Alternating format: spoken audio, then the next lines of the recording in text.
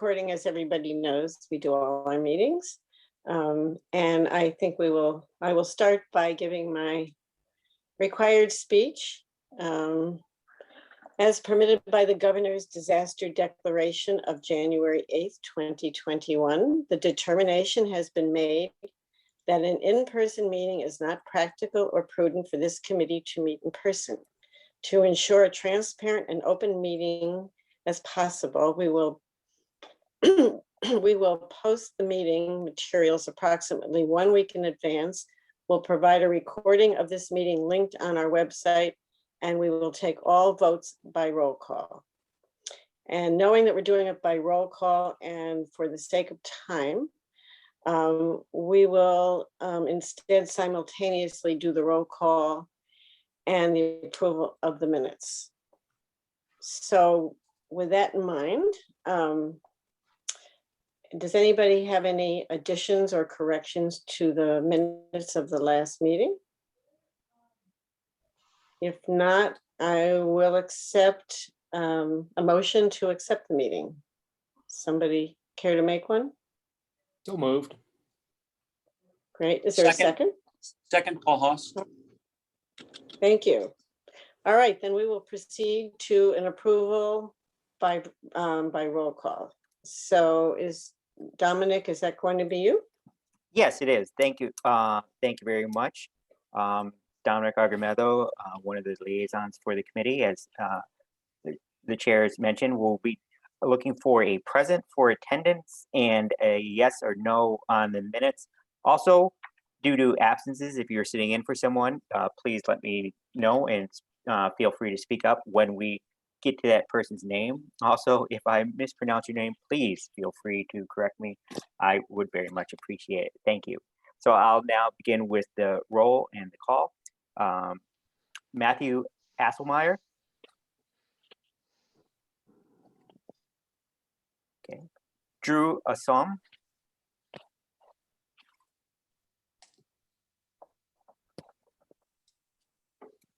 Adam Ballard. I am here and I vote yes on the minutes. Okay. Alan Banks.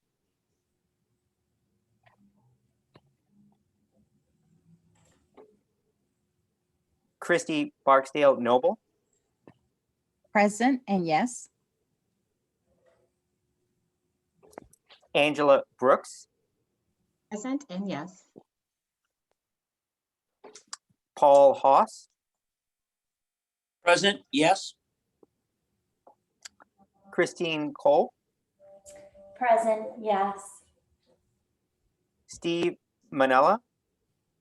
Good morning, everyone. My name is Tony Mattingly. I'm sitting in for Stephen Manella today.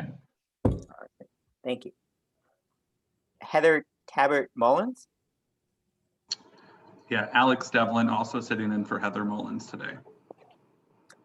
Arnold Randall.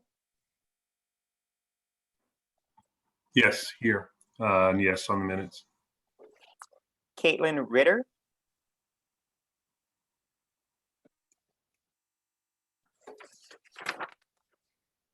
Susan Campbell. Hi, I was on mute. Good morning, everyone, and yes on the minutes. Lisa DiChiera. Lisa DiChiera, present and yes, thank you. Thank you. Mackenzie Drews.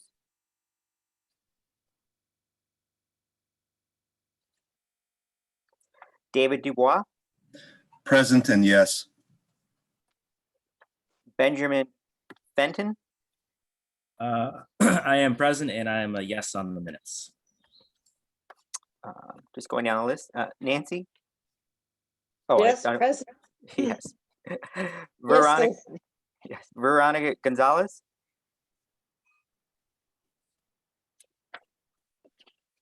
Dennis Sandquist. Hans Mock is substitute for McHenry County, and yes. Kyle Smith. I am here and I approve the minutes. Robert Tucker. Good morning, Dominic. I'm here and yes on the minutes. Mark Van Kerkhoff.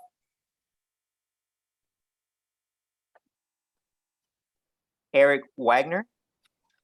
Good morning. This is Krista Brown. Myself and Dominic Strazer are here in place of Eric for Lake County. Okay, and that concludes and that kind of leads into one of the other announcements we wanted to make. Miriam Zook has left Enterprise Community Partners.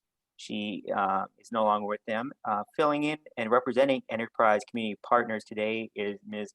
Shanda Christmas Rouse, Program Officer with Enterprise. Are you here, ma'am? Yes, I'm here, and it's Chandra Christmas Rouse, and voting yes. Thank you very much. I appreciate that very much. Thank you. Happy to be here. Thank you. Thank you. Chair, that concludes that part. Great, And thank the you. minutes And are I'm sorry, I should have the announcements first, but I got so excited about combining and taking a roll call that I got ahead of myself. Excuse me. Next on the agenda, we are really pleased and honored to have the Executive Director of CMAP with us this morning. So Erin Ailman's here, and she is going to give us an update on what's happening at CMAP. Great, thank you so much. Erin. Thanks, Nancy and Adam, and I'm happy to be here and introduce myself to new folks, and happy to see old faces on the line as well this morning. I wanted to just give the committee a few brief updates. I've been going around to the committees and making sure that we're continuing to stay connected even though we're apart. It's really important for our work to be communicated and for you to understand sort of the conversations that our board is having at the policy level as well here. So I'll just share that at our last meeting, we had asked for the approval of our budget and work plan for fiscal year 2022, and they were both approved through our board and our MPO policy committee meeting. So we are well on our way to hopefully having a signed contract and agreement in hand by the time fiscal year 2022 starts, which is July 1st. A couple other notes of projects that we've got going on right now. At the March meeting, the board also approved an equitable engagement RFP. We will be bringing on a consultant here to help us develop a pilot program to address the challenges of engaging community stakeholders who are representative of the region's diversity. One of the things we've really been focused on is really making sure that our work is inclusive. We've also been working on internal inclusion and equity as well, but this contract is really focused on external inclusion and how we can make sure that our projects are really reaching those that we don't traditionally hear from, and that also we're thinking about sort of best practices as we're not only just taking in information from communities that we don't typically work with, but understanding how better to write recommendations and really make sure that those recommendations are sustainable for the projects that we have going on. So that was approved, and we're excited to get to work on that. We'll be working with our partners at CNT and a number of other organizations who will help us think through engaging groups, not only just on specifically if you're thinking about our local planning projects, but really on long-range planning work that we do at the agency as well. So we expect that we'll spend the first chunk of this time really developing sort of a process for getting community engagement and voices at the table.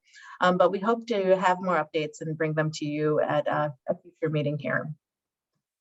So the other thing that we've been working on is doing a call for projects for planning assistance, just given where we are in COVID and thinking about community capacity. One of the things that we were able to do is be a little bit nimble here. We had not planned on having a call for technical assistance projects this year, but we and the RTA thought it was really prudent for us to make sure that we were helping communities who need it most. And so we've developed a number of really sort of small scale tactical technical assistance resources for communities to help them think through getting prepared for being ready to submit projects, I guess, for future funding, whether it's rebuild or whether it's through the American Recovery Act. So really making sure that we have those technical assistance resources for high need communities. So the call was really focused on our highest need communities across the region. And we had 27 requests come in, and we will be able to provide support to 22 of those communities moving forward. We continue to monitor the transportation network and congestion and thinking about recovery. So if you've not heard, we're working on sort of mobility recovery efforts for the region and understanding what might change and how we continue to build confidence in transit, because if people don't go back to transit, and that takes a while for us to get back to where we were, even with people continuing to work from home, we recognize that there has the big potential for us to continue to see congestion increase on our road systems. So this reverberating, interconnected transportation system that we have, we want to make sure that we're making it more resilient. The last thing that I wanted to touch on here, and then I'm happy to take questions from any of our committee members here, is just that we've been monitoring sort of the state and federal legislation and all of the conversations that are happening around transportation reauthorization, but also the reconciliation process at the federal level as well. It appears as though that will be one of the tools that Congress uses to address infrastructure funding moving forward here. So we have been convening and meeting one-on-one with our transportation or with our delegation and the transportation leads for the congressional delegation across our region. We'll be meeting with them again tomorrow to talk through, I'm sure many of you have heard that earmarks are back.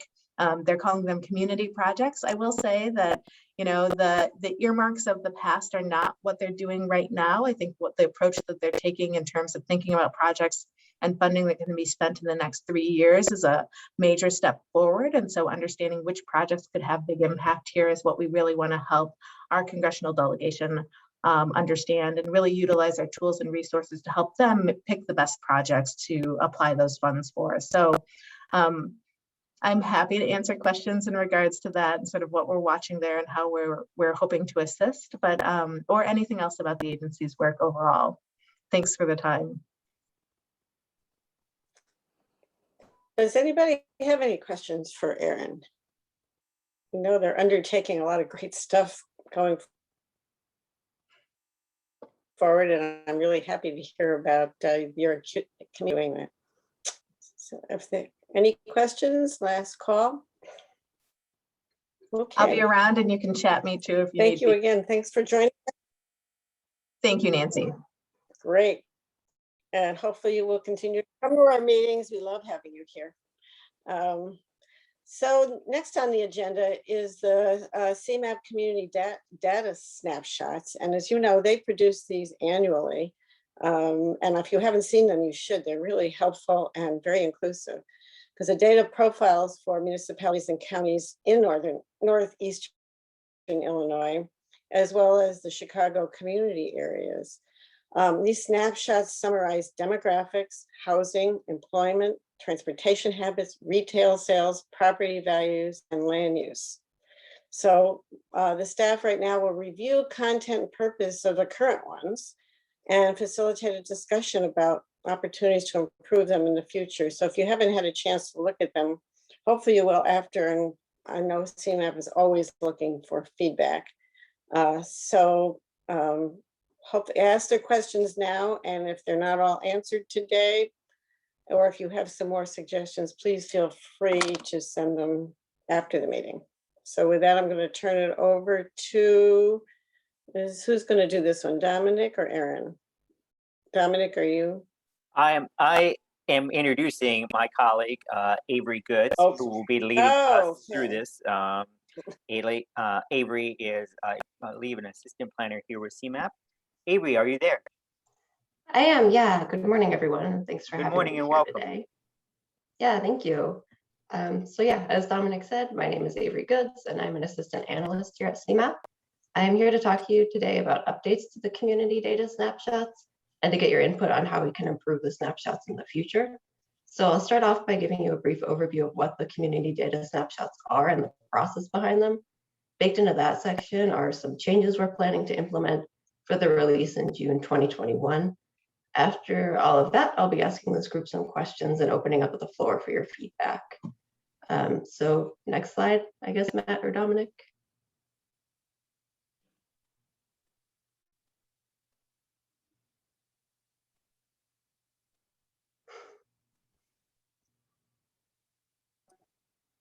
Working on it. Hold on a second. No problem. Not sure what's going on here.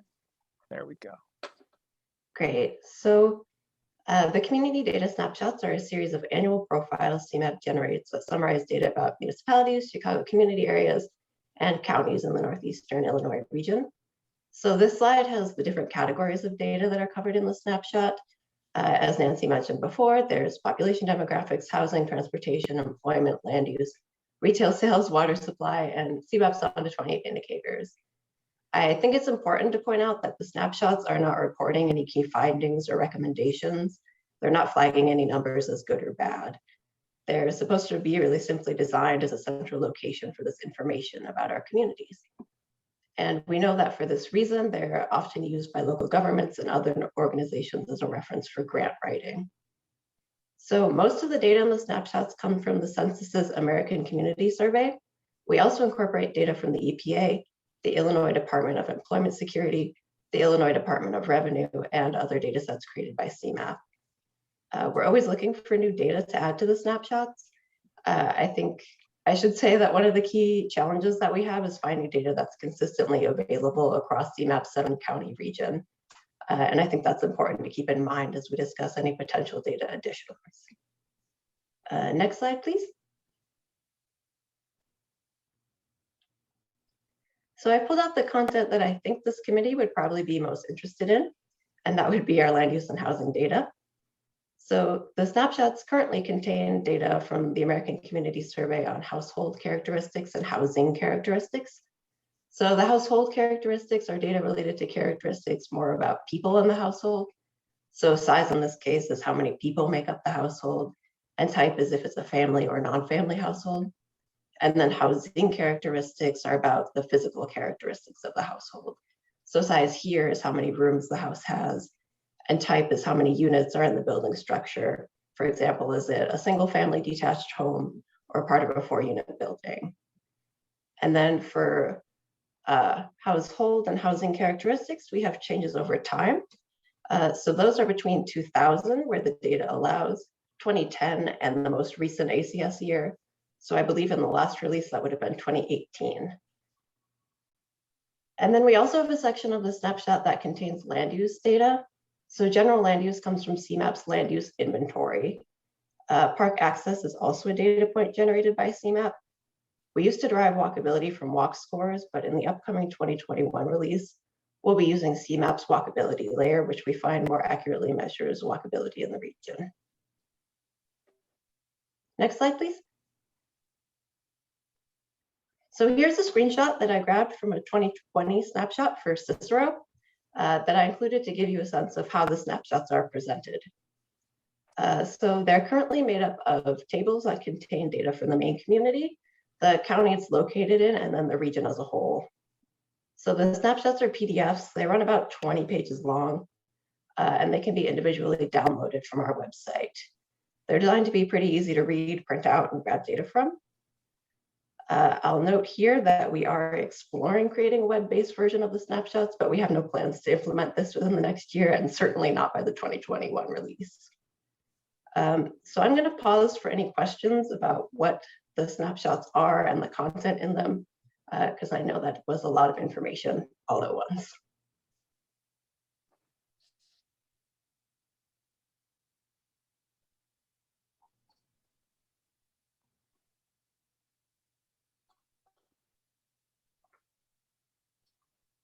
Okay, if there aren't any questions about the snapshot content, I think we can move on to the next slide.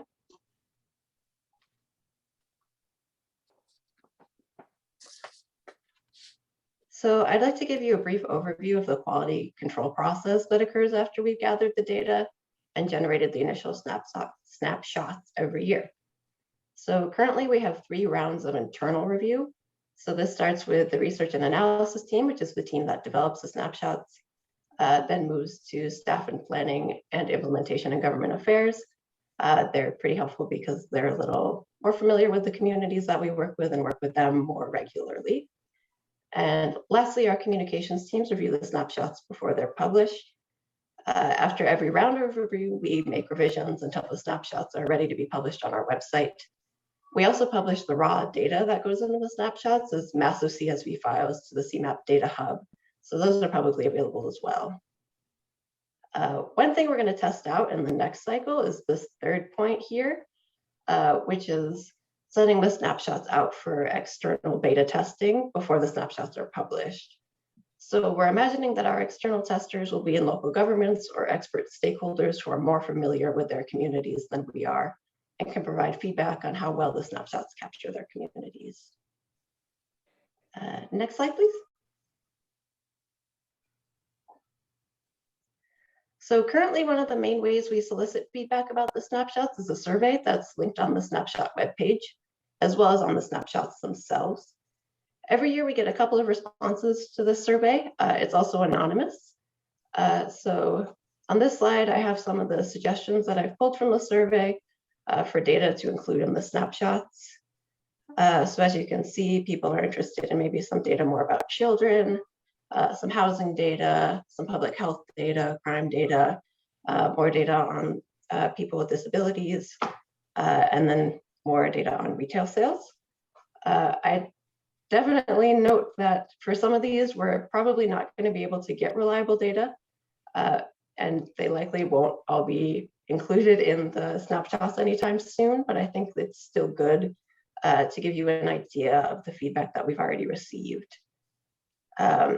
I also, one thing that stands out to me here is the interest in the average home value and rent cost with change over time. I think that indicates that there's interest and maybe room for the snapshots to capture housing trends better than they are now. Okay, next slide, please. So I have some questions prepared for this committee, and I think that this screen generally captures the questions I'm about to ask, the categories of them.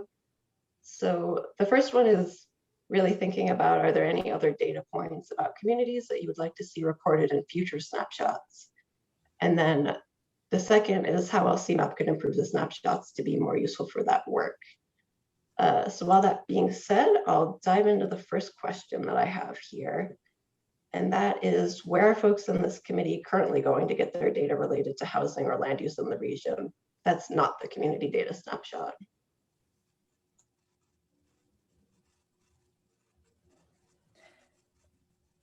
I can talk about where we currently source our data from on the development front, if that's helpful. This is Christine Cobb from Greystar. But typically, if we're exploring investment in a community, we'll look at some of the source data that you pointed to from the census or community surveys. And then we're very interested in valuation information. So we spend a lot of time on CoStar or Axiometrics and some of the data providers that look at value of real estate. That's one, and I'll just add to that in terms of additional pieces that could be interesting to see.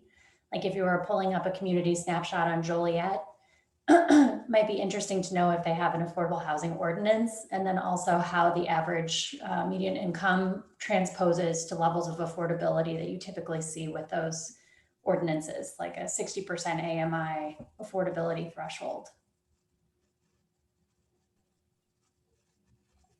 Definitely, thank you. Mm-hmm.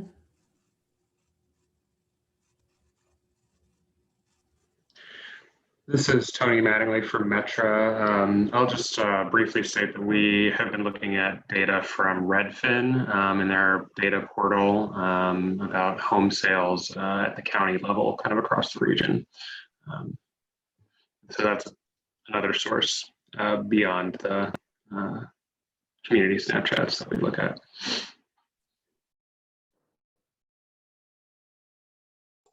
Excellent. Yeah, we have not looked at Redfin yet. Hi, it's Susan from Cook County. In addition to CMAP, we also work closely with the DePaul Housing Institute and have been using some of their data sets and also providing data to them. And then we have a first-time down payment assistance program that we're working with a private vendor, Lakeview, and are getting data from them as well in regards to the foreclosure data. by municipality in the county, which is something that private bankers tend to have access to, but I think is enormously helpful for all of us on the call.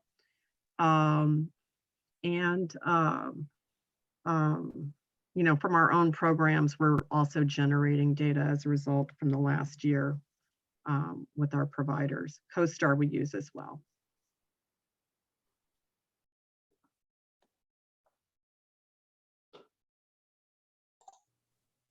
Thank you. Yeah, I always forget about DuPaul's housing tools, and they're really useful.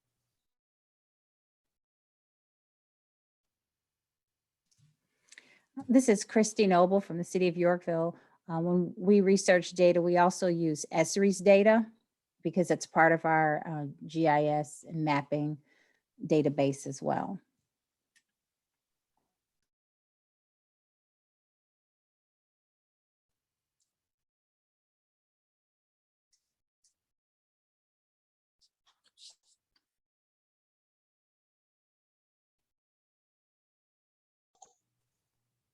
Great, thank you. So the next question is maybe covered a bit in the last question.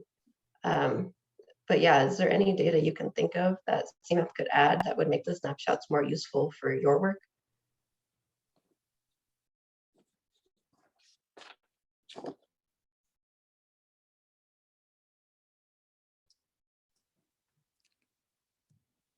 Christy again from Yorkville. Have you considered adding real estate tax rates or any real estate taxing information, maybe how it's distributed, what portion goes to what taxing body? I don't believe we have considered that, but yeah, I will raise that with the team that works on this. Christy, can I pop in here and just ask a follow-up clarifying question too? Because I think that's an interesting suggestion, and I'd love to hear how that would be helpful to you as you do your work in Yorkville.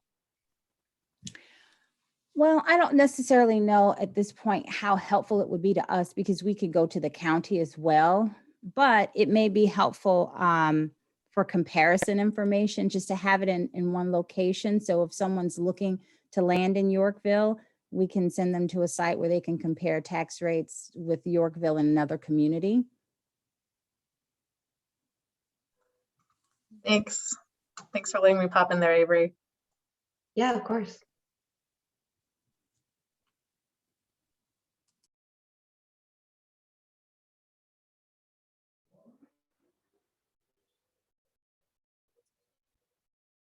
So at this time, are there any other questions or do we have? I have a couple more questions if that's all right. Absolutely. Okay. So I'd also like to know if any of your organizations prepare any data that you think should be or could be included in the snapshots. I know we have some folks from the counties here and would be especially interested in hearing from them.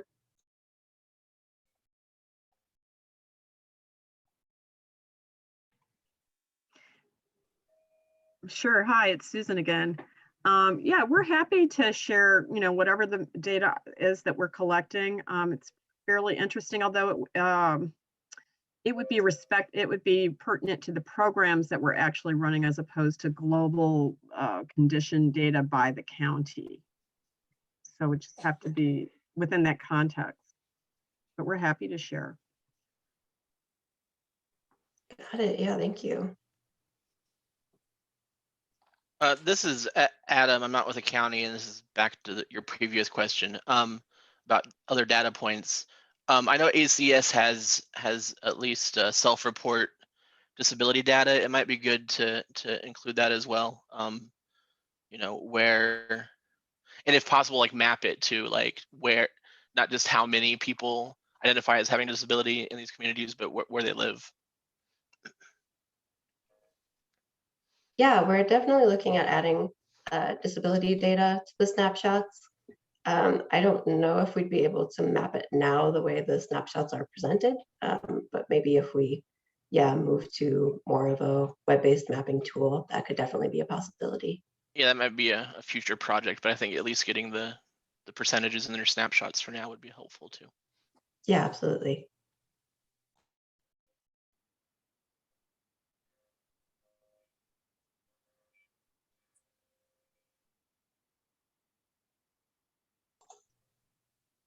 And then finally, sort of related to Adam's points, do you have any recommendations regarding data presentation as we're thinking about making more of a web-based tool? We have some room to imagine what that might look like. So are there any preferences that you guys have for the format of this kind of data profile?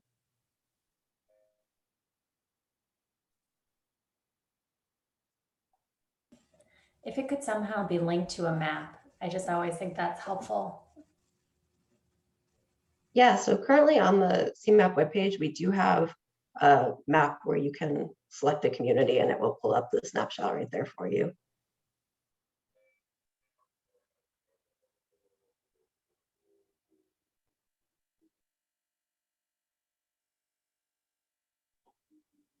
I mean, and I wonder if like an executive summary level, like 1 or 2 page snapshot for each community that could be sent to, you know, leaders in each community, as well as just kind of even an introduction to the tool, right? Like here's a snapshot of your community and here's where you can find out more with you know, a link to the tool or something like that.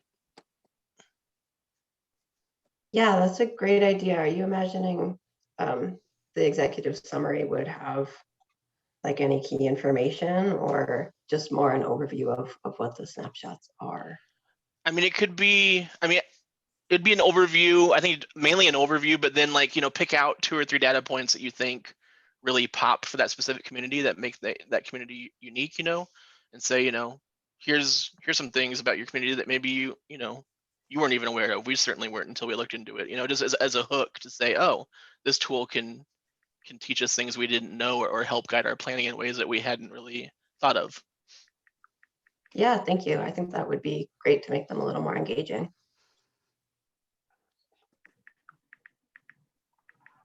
I have a user experience comment, having been looking at these on the CMAP website recently. I know that you have regional benchmarks as well for all of these numbers, but they're actually not on the same page as the counties and municipalities. So it could be helpful to have a quick link near the municipalities or counties for anyone that's looking to compare the numbers to the regional baseline. So like a separate snapshot that's just for the region to compare? Yeah, I forget what I was looking for. I think I was comparing median incomes or something like that, and was surprised with how comprehensive all of the CMAP stuff is that I couldn't easily find it. Yeah, we can definitely look at making that easier to compare.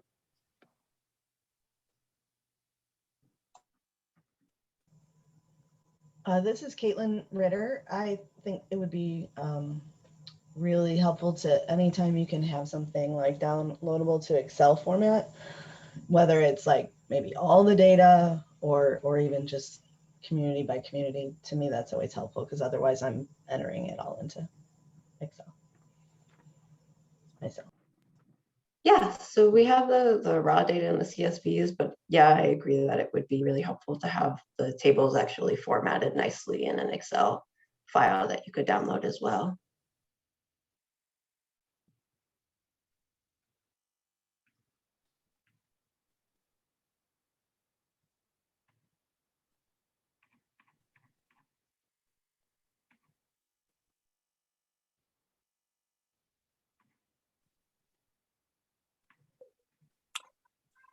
Thanks, Avery. Do you have other questions, or was that the extent of the questions you had?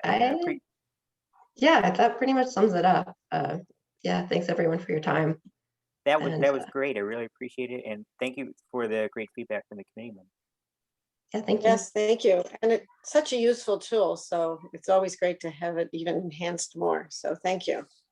The next item on the agenda is the Homes for Changing Region, which is a project I am fairly familiar with since I'm one of the, I've been involved with it since its inception, being one of the originators of the project. So Homes for Changing Region, some of you may be familiar with, I'm not sure how many are, but it's a collaboration that provides technical assistance to help municipal leaders address pressing housing issues.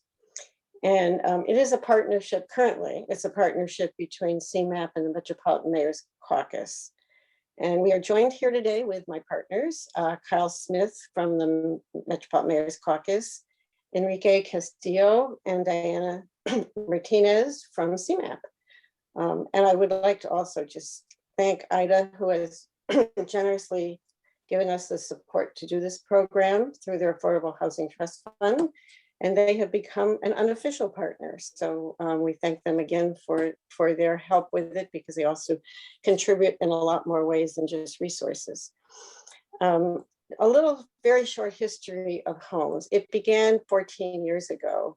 And it's gone through several iterations since that time. And during that time, we have actually worked with 56 communities throughout the CMAP region.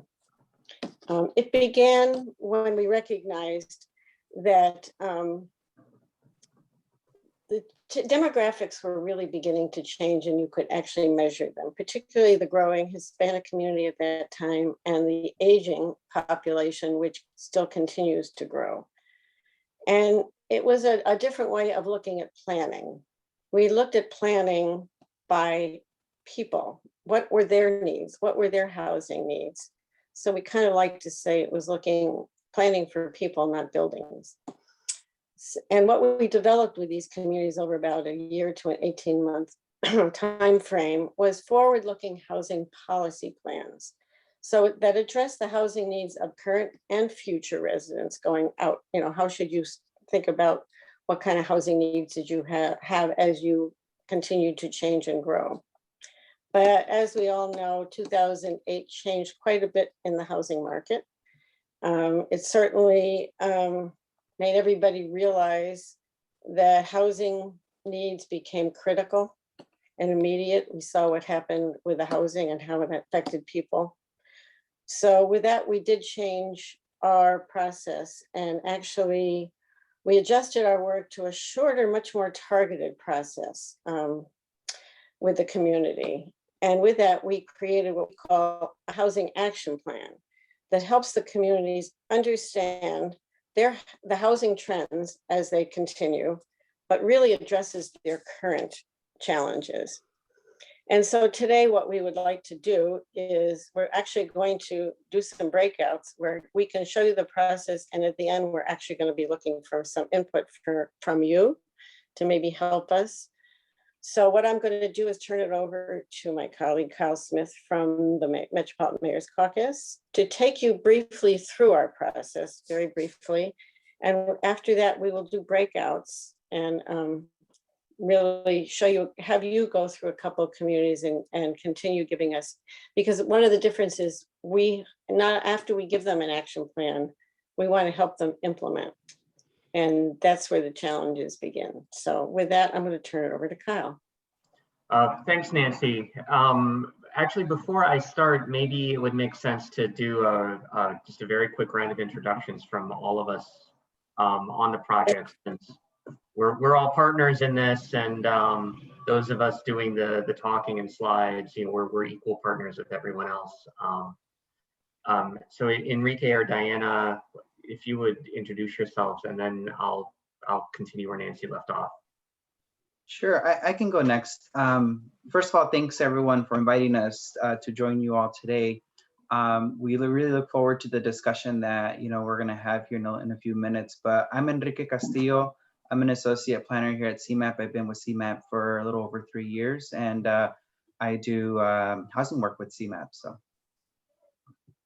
It's Enrique. Hi, everyone. I'm very happy to be here as well. Diana Martinez, an assistant planner here with CMAP as well, and we're very excited about today's discussion on homes. Great. And I'm Kyle Smith, and I'm with the Metropolitan Mayor's Caucus, and happy to be here talking to you all. I think one of the things that is amazing about Homes for Changing Region is that it has been a very long-standing partnership between multiple organizations, and it's gone through many iterations, as Nancy mentioned. But it's very much a partnership between the Mayor's Caucus and CMAP, and it's a in its current iteration, MPC as well. One of the things that is relatively new about the current iteration of Homes, which Nancy also mentioned, is that we are partners with IDA, and we've worked closely with Ben Fenton, who's here as well. And we are funded through the Affordable Housing Trust Fund to do this work. Next slide.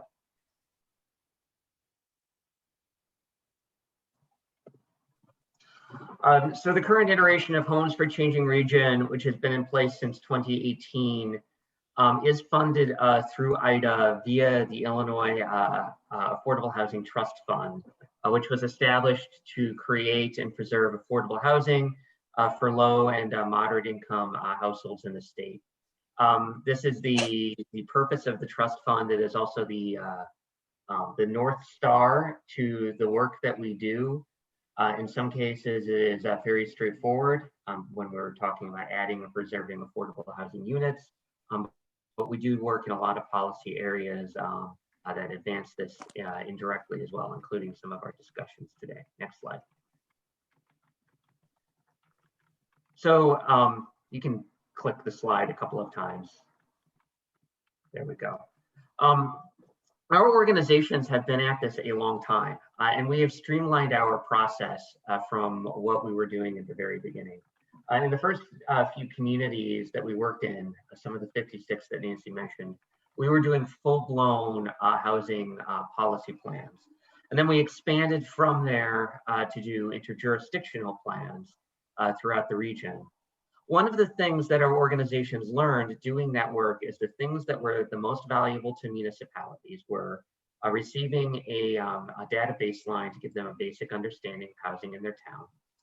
The stakeholder discussion that came out of that, and a few short-term recommendations and awareness of funding sources that they can get working on right away.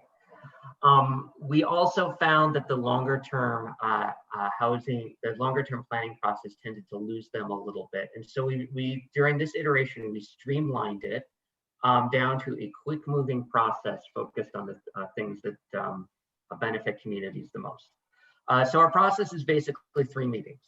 At our first meeting, we do a needs assessment of data, including the community snapshot data, as well as other data from DePaul and other sources, to give communities the baseline they need to discuss housing issues and spark conversations among those in the room. Our second part of the process is usually the keystone, which is that we assemble an expert panel to discuss 2 to 4 housing issues identified in the baseline. And these are very different from community to community. In some communities, that might be adding new affordable housing units. In other communities, it might be preserving the affordable housing that they have, whether it is rental or home ownership. And in yet other communities, it may be stabilizing residential property and ensuring that it is of high quality and encouraging investment in the future. There's no one size fits all to doing these panels, but we found that they are a very productive way to have exchange between the local municipal stakeholders involved and policy experts in these areas. And then finally, we write up an action plan. So during that expert panel, Enrique, Diana, Nancy, and myself try and sit back as much as possible, listen to the exchange between the expert panelists and the folks in the room, and write up an action plan that we believe are in the voice of the stakeholders that have heard out some policy ideas or available funding in the different areas of policy that I mentioned. Next slide. So we are finishing our current round now. Over the last 3 years, we've worked with 10 communities all across the region. Our 10 are up here on the screen. They're communities big and small. We've worked in a community as large as Naperville. We've worked in communities as small as Broadview and Sauk Village. And we've been able to customize the assistance to all of these towns. I think the important thing to keep in mind with homes is that wherever we work, there is no one size fits all. to making housing recommendations. What is adding units in one community, maybe preserving them in another, and that maybe stabilizing them in a third, or even working in code enforcement and property maintenance issues. We're very proud of the diversity of communities that we've served. Next slide. So as all of us talked about this, we thought that maybe the best way to use our time today would be focus on two communities that had a very unique set of issues that weren't like the others. And those are Beach Park in northeast Lake County, north of Waukegan, and Oak Forest in South Cook County, along the I-57 corridor. We'll talk about some of the issues in these communities a little bit more in the two breakout groups, but we just want to give you a sense of the types of challenges that each of them were encountering. So in both of these communities, and this is true in many communities that we serve, the aging population was one of the top housing issues that folks talk about. In Beach Park, 20% of homeowners are above 65, and more will be entering that range soon. In Oak Forest, 50% of homeowners are above 55 in the next 10 years without new homeowners in the community. Nearly half of that community's homeowners might be above retirement age. Beach Park is encountering some housing unaffordability in its rental stock, which we'll talk more about in the breakout groups because they are predominantly in mobile homes, but 1 out of 4 renters in the community is paying more than 30% of its income on housing. And that mobile home park community is largely disconnected from the remainder of the town. It's along a pretty busy commercial corridor. It's not readily connected with some of the residential neighborhoods. And it's a pretty significant chunk of their residential base. 1 out of every 10 units are mobile homes. Oak Forest was encountering a very different kind of issue. Oak Forest has some rental housing, but they need more. And 2 out of every 3 homes in that community are owner occupied. But the community has been very resistant to consider new multifamily in some areas. I'll go backward. Everything's up to code, but they're looking to spur additional investor, additional property management investor in some of their stock. And as a result, there are housing unaffordability issues in the community as well. So I think that the plan here is to go to breakout groups into each of these two communities. And I don't know if I'm the one to discuss that or someone else is. But these are two unique, these two communities are unique relative to other towns where we've done plans. Okay, and before we move to the breakouts, could I add one thing that I think might be of interest? When Kyle referred to breakout groups, not breakout, I'm sorry, the stakeholders. Who are the stakeholders? We make sure that the mayor is definitely one of the stakeholders, as well as 1 or 2 elected officials. In addition to that, of course, will be some staff that are involved with housing at different levels. And also we bring in community members and we try to diversify them, hitting groups that all have relevance to housing, has relevance to, whether they are a senior that lives there, whether they are involved with the school district, whether they are part of a business community, whether they just are a community member who lives in one of the neighborhoods. So we try to diversify that. It's kind of like a mini focus group with elected officials and also some staff members. We feel it's really important to engage at least the mayor, because if the mayor's engaged, it will hopefully raise his importance to the board. So with that, I guess, are we actually- going to be, yes. I'm sorry, I wanted to add a few more things to that before we go into breakouts. I think it's really important to, one, understand how important the qualitative and quantitative data is here. When we come together as a group, this is where we want to meet both of those at the fork, right? And make sure that the data is matching up with what the community is seeing. And a lot of times, it does match up, but a lot of times we learn even more about like the background behind the data, right? They also point out other issues or opportunities that they're seeing in their community that may not come out through the research and the analysis that we do. So I think that's really important and key when we're thinking about putting together the expert panelists that we bring to the community. And then the last thing that I also want to know is that these two communities that we're going to be doing breakouts, we've already wrapped these up. We've gone through the whole process and we put together the action plan. And we're already starting to work with these communities with implementation on some of the recommendations. Because the recommendations that we put together, a lot of times are very actionable, right? They're actions that they can take on as soon as that expert panel is complete and they receive the action plan, by us helping them, make connections or helping them, reach out to the right person in order to get the ball moving. So.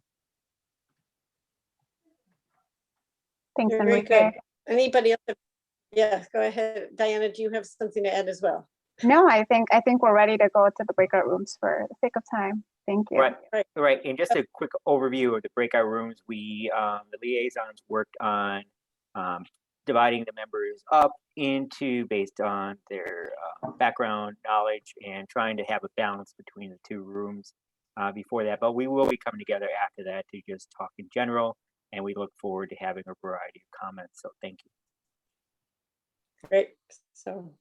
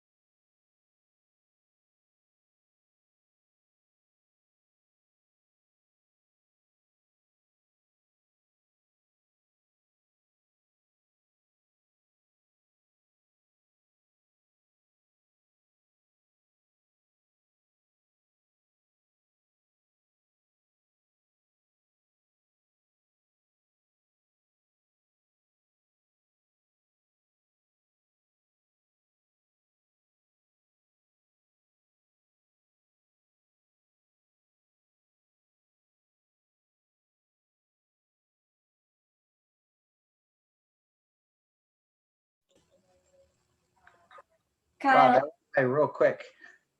Kyle, you can feel free to reach out to me directly in terms of attracting new development.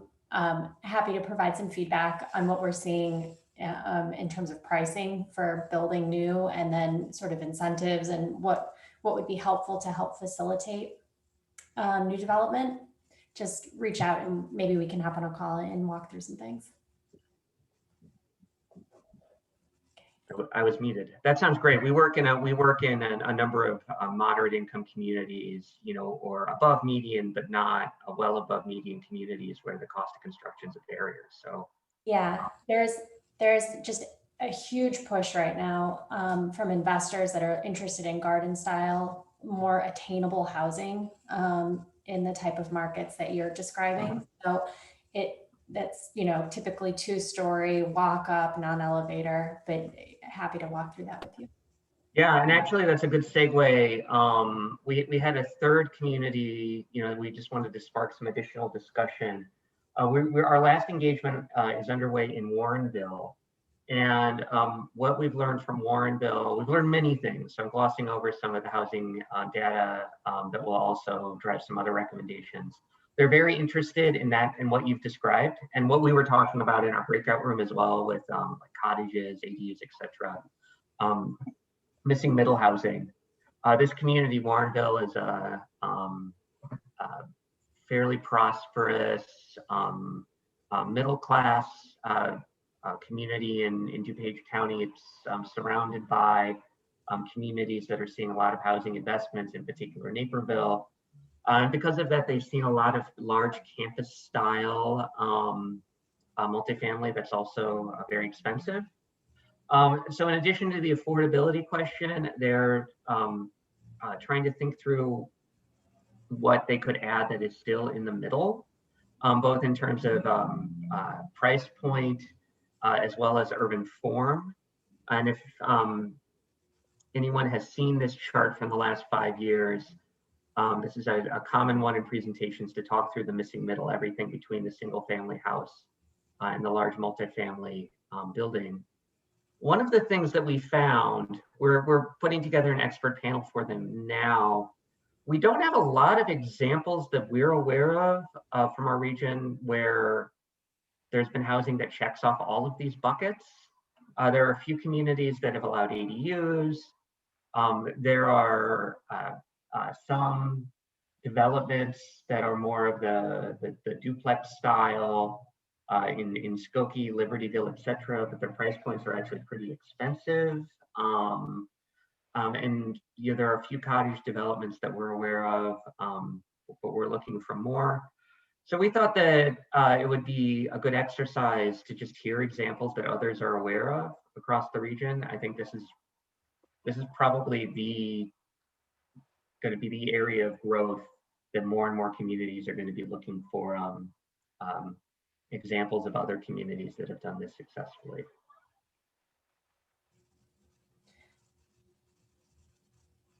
Kyle, I think you may end up also looking a little bit out of state, but still in the region. Like I think the Milwaukee area has probably done a good job in this sort of more diversified housing type of mix.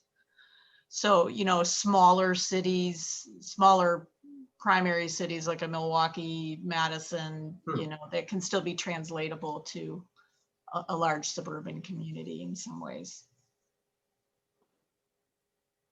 Yeah, I would agree. There's definitely, particularly in the Southwest and Southeast, a lot of examples of single family rental communities, purpose-built rental, townhomes, kind of smaller lot line. But we also have those around here. I'm not sure if you've ever worked with Riva Development or Kinsey Builders, but they are very prolific in this space. So like the Oaks of Vernon Hills, for example, is a great example of the sort of walk-up garden style apartment complex, and then also attached housing, so series of row homes all there, and it's all a rental community, but it's probably on about 24 acres, I'd say. And like I mentioned, there's just a huge push right now and appetite to do this type of development that is more of a volume play as opposed to a price luxury play. the difficulty that we run into, that I've run into looking at these opportunities throughout really the entire upper Midwest, is the fact that construction costs are just so high here relative to the amount of rent that we're trying to target to make it that attainable housing. And when we look at, you know, the cost to build a wrap style building where you're building structured parking and it's 3 or 4 stories and you're paying somewhere around $130 per gross foot. And then you look at something that's more of a garden style execution. Now you're only $120 a gross foot, but you're still trying to target rents that are maybe 30 or 40% less than what you were charging for a wrap product.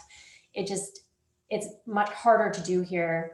And then we're also just incredibly stressed right now from a supply and pipeline of actual construction material. So like the lumber market has been bananas over the last year. I think it increased like 400% just so far in the last 6 months. So even trying to look at evolving the building codes that as you had mentioned, to provide not just non-combustible construction,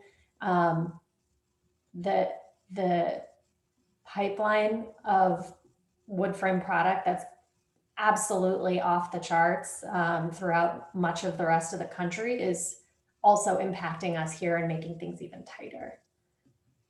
But I could send you a list of projects that we've been looking at for comps for that kind of attainable housing, because there are more of them than you think. It's just maybe it doesn't look exactly like this.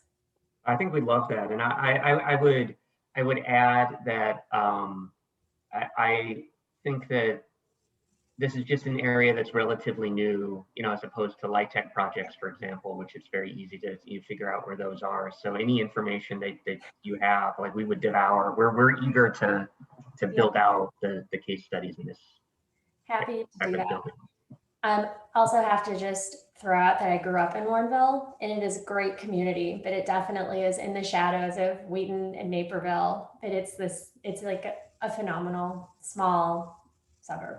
Yeah, I do want to add one last thing that we also, that it came up from the community was, you know, they're also concerned that, you know, with the amount of new development coming in, is there infrastructure set up for it? You know, do they have the current amenities that would supply, you know, food and all the other things, you know, when you bring in this amount of new development to the community? So that's something that we also are kind of grappling with is, you know, how do we address that and how do we present that to the community?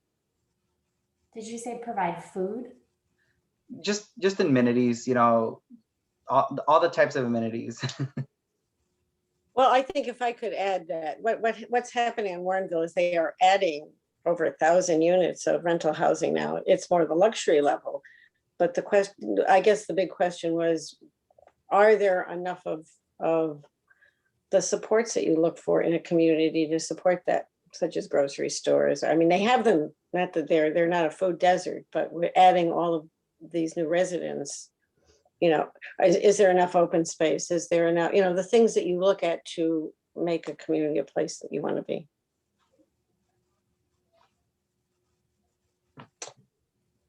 So if, I guess since we're getting near the end of our time, unfortunately, we thank you all for all your input. It's been really helpful to the team, our team.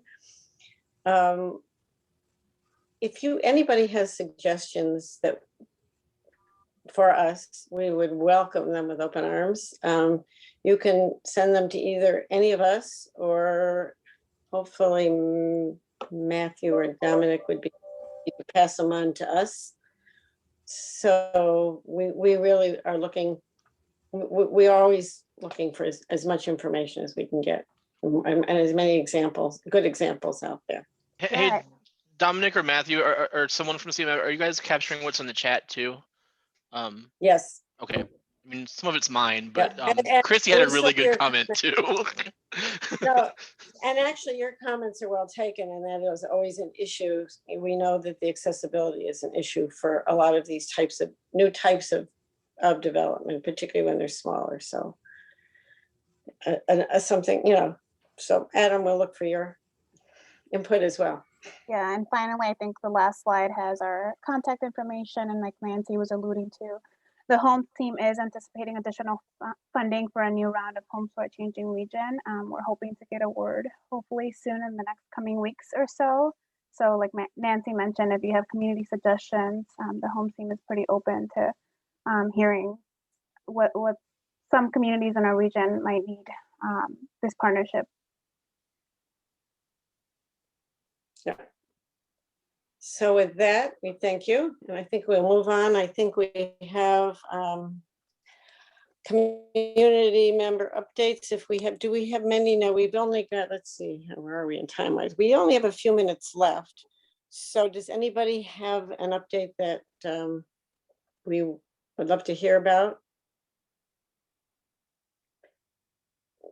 And if you have future ones for the next meeting, let us know ahead of time so we can make sure that we add it, have time, leave time for it tonight for sure. And if there are no actual updates, is there any other business that anybody would like to bring to us?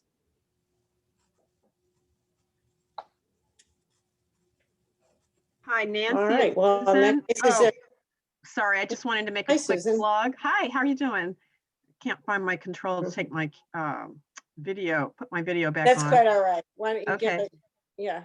Yeah, I just wanted to let everyone know that the county extended its rental assistance program through the end of this week to allow folks more opportunities to apply. We've got great response so far, but we have a ton of money to get out. So please, please share with everyone you know that there's a online portal. If they go to cookcountyrecovery or cookcountyil.gov/recovery, they'll be able to access all this information. And there's also information there about the city and the state's programs as well, which will be opening in a few weeks. But we're really trying to get the funding out to everyone we can now so that it doesn't have to get returned to Treasury in September. We have some good upticks, but in some of the communities that have a lot of renters, really, I was just in the Oak Forest chat, we could see greater representation. So we would appreciate your partnership. Did you put that in the? Did you put that information in the website, the portal? Yes. That'd be great. And anybody can capture it before we leave. Okay. If I may. Any other? Oh. Go ahead, Go Kyle. ahead, Sorry. please. I'm sorry. We're all kind of talking over one another. The Metropolitan Mayor's Caucus has had a couple of meetings of our housing committee, and they're very interested in the rental assistance programs and up-to-date information. So I am happy to send out any information from any administering entity to our contacts to help get the word out.